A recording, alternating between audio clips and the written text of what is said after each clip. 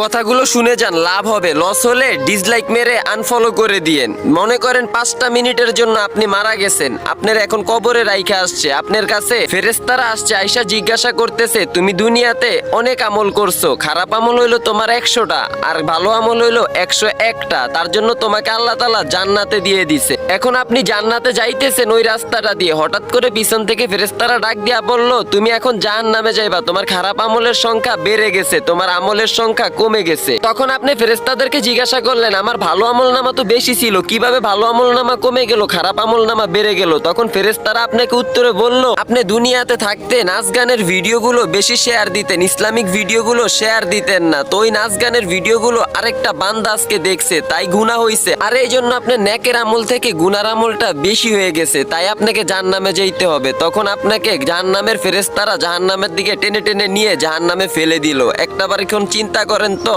আপনি এই যে এখন ইসলামিক ভিডিওটা দেখলেন, এত শিক্ষণীয় বিষয়গুলো বললাম, তারপর ওই ভিডিওটাতে একটা লাইক না দিয়া চলে যাবেন। ভাই দুনিয়াতে এমন কিছু করেন ভিডিওর মাধ্যমেও জান্নাত পাওয়া যায়। ইসলামিক ভিডিওগুলো সাপোর্ট করেন, নাচ গানের ভিডিওগুলো সাপোর্ট করে আরেকটা মানুষকে দেখার জন্য সুযোগ করে দিয়েন না ভাই।